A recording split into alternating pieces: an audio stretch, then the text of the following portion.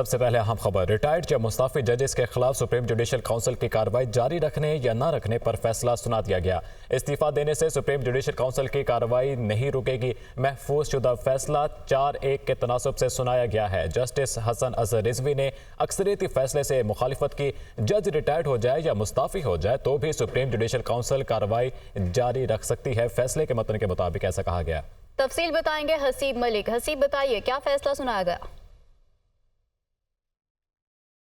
ये supreme judicial council के अंदर कार्रवाई से मुतालिक केस था, जो कि मुस्ताफ़ी जज या रिटायर्ड जज के ख़िलाफ़ कार्रवाई हो सकती है या नहीं हो सकती। ये 5 रुकनी बेंच था जिसने समाअत की है जस्टिस अमीनुद्दीन की सरबराही के अंदर, और जस्टिस अमीनुद्दीन की सरबराही के अंदर 5 रुकनी बेंच ने अदालती मुआविनीन और जो दरख्वास्त गुजार थे वफाकी हुकूमत की, इसमें क्योंकि अपील दायर की थी, इसको चैलेंज किया था फैसले को, जो कि आफिया शहर बानो केस का जो फैसला था उसके अंदर ये फैसले को चैलेंज किया गया था, जिसके ऊपर अटॉर्नी जनरल की जानिब से भी दलाइल दिए गए थे। ये दलाइल मुकम्मल होने के बाद अदालत ने फैसला महफूज किया था, और महफूज शुदा फैसला अदालत ने सुनाते हुए ये फैसला सुनाया था कि सुप्रीम जुडिशल काउंसिल के अंदर किसी भी जज के ख़िलाफ़ अगर कार्रवाई चल रही है और उस दौरान अगर वो इस्तीफ़ा दे देता है या रिटायर हो जाता है तो उसके अंदर उसकी कार्रवाई जो है वो जारी रखी जाएगी सुप्रीम जुडिशल काउंसिल के अंदर।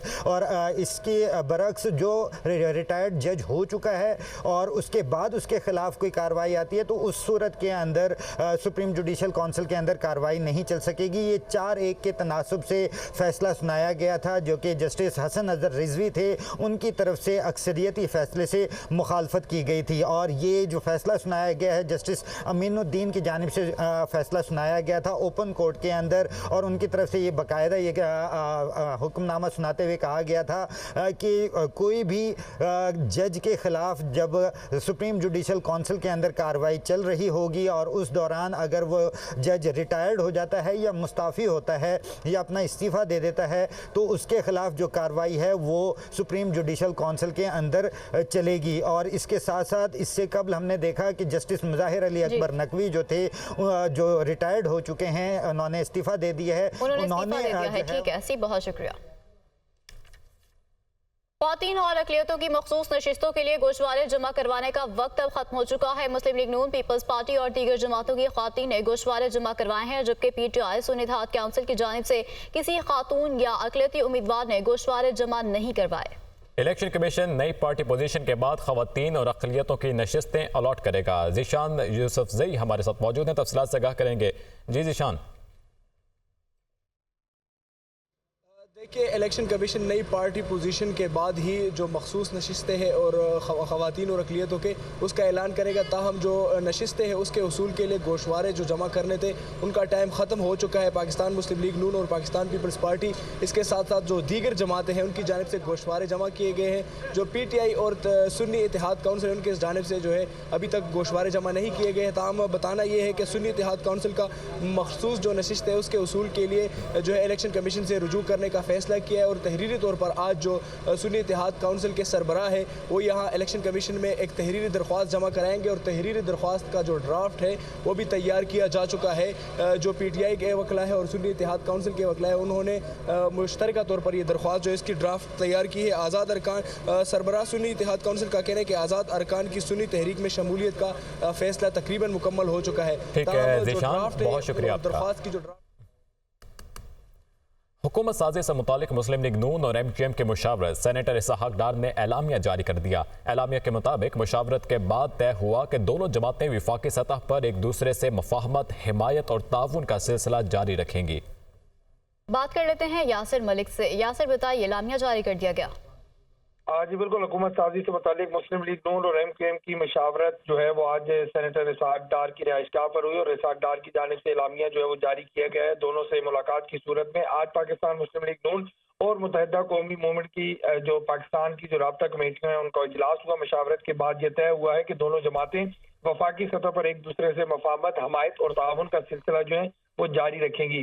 इजलास में मुस्लिम लीग नून की जानिब से सेनेटर मोहम्मद इसहाक डार, सरदार रियाज सादिक, सेनेटर आजम नजीर तारड़ और मलिक मोहम्मद अहमद खान जो है वो शरीक हुए, जबकि MQM पाकिस्तान की जानिब से कामरान टिस्यूरी, फारूक सत्तार और मुस्तफ़ा कमाल ने शिरकत की।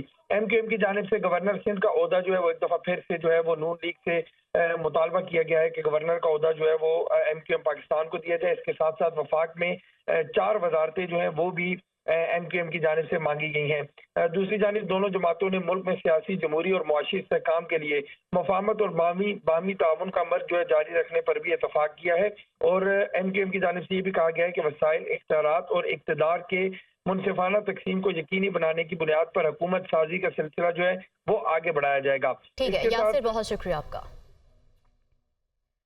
सिंध असेंबली में क्या हिकमत अमली रखी जाए, MQM की पार्लिमानी पार्टी का अजलास तलब कर लिया गया है। MQM के नौ मुंतखब अरकान सिंध असेंबली का अजलास आइंदा 48 घंटे में तलब किए जाने का इम्कान है, जबकि MQM पार्लिमानी पार्टी इजलास में अपोजिशन और पार्लिमानी लीडर्स के नामों पर गौर होगा। ज़राए की जानिब से बताया गया है कि सिंध असेंबली में पीपल्स पार्टी के पास 84, MQM के पास 28 नशिस्तें हैं। तफसीला जानेंगे मोहम्मद अशद से। मोहम्मद अशद, आगाह कीजिएगा।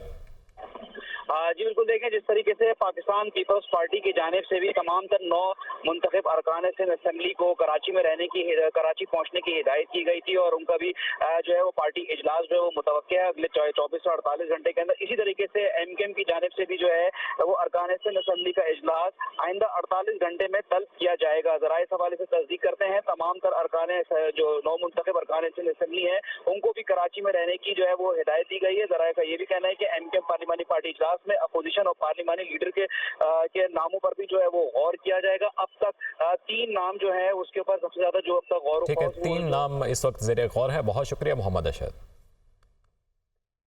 बलूचिस्तान में वजारत आला पीपल्स पार्टी को देने पर मुस्लिम लीग नून के अरकान का इजहार नाराजगी। इस्लामाबाद में बलूचिस्तान के लीगी नौ मुंतखब अरकान के अयाज सादिक से मुलाकात। इसहाक डार भी कुछ देर में बलूचिस्तान के नौ मुंतखब अरकान से मुलाकात करेंगे।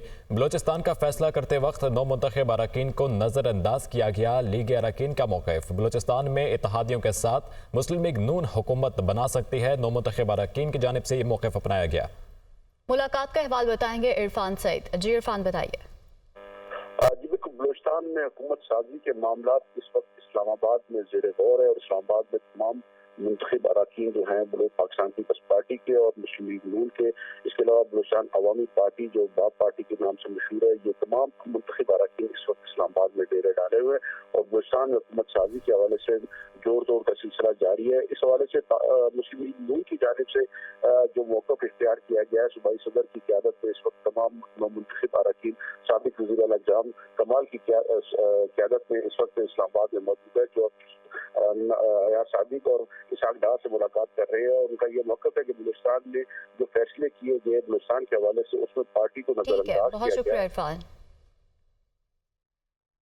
आगे बढ़ते हुए आपको बताएं कि निगरान हुकूमत ने 146 जान बचाने वाली अद्वियात की कीमतों में इजाफा कर दिया है और नोटिफिकेशन भी जारी कर दिया गया है। जिन अद्वियात की कीमतों में इजाफा किया गया है वो नेशनल एसेंशियल मेडिसिन लिस्ट में शामिल हैं। जिन अद्वियात की कीमतों में इजाफा किया गया उनमें कैंसर और एंटीबायोटिक अद्वियात शामिल हैं। ड्रग रेगुलेटरी अथॉरिटी ने हुकूमत की 262 अद्वियात की कीमतों में इजाफे की समरी भेजी थी।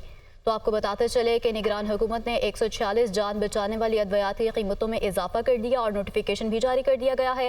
जिन अद्वियात की कीमतों में इजाफा किया गया वो नेशनल एसेंशियल मेडिसिन लिस्ट में शामिल हैं और जिन अद्वियात की कीमतों में इजाफा किया गया उनमें कैंसर और एंटीबायोटिक अद्वियात शामिल हैं। बहुत देर की मेहरबान आते आते नून लीग का JUIF के वफ्द को साफ जवाब। अब हमने पीपल्स पार्टी के साथ शराकत इख्तिदार का मुआहिदा कर लिया। इसहाक डार की जानिब से कहा गया कि हम तो चाहते थे कि मिलकर चला जाए, लेकिन मौलाना आपने बहुत देर कर दी। मुस्लिम लीग नून और JUIF के वफ्द की मुलाकात की अंदरूनी कहानी सामने आ गई। नून लीग का JUIF के वफ्द को साफ जवाब। उनकी जानिब से इसहाक डार का कहना था कि अब हमने पीपल्स पार्टी के साथ शराकत इख्तिदार का मुआहिदा कर लिया है। हम तो चाहते थे कि मिलकर चला जाए, लेकिन मौलाना आपने बहुत देर कर दी। उन्होंने मजीद कहा कि मुस्लिम लीग नून और JUIF के वफ्द की मुलाकात की अंदरूनी कहानी सामने आ चुकी है। अमीर जमात इस्लामी सिराजुल हक कहते हैं कि ये चलने वाली कंपनी नहीं है। जाली इलेक्शन के नतीजे में जो जाली हुकूमत बनती है वो चलती नहीं है। 2018 और 2024 के इलेक्शन एक ही तरह के हैं, बस हारने और जीतने वाले में फ़र्क आया है।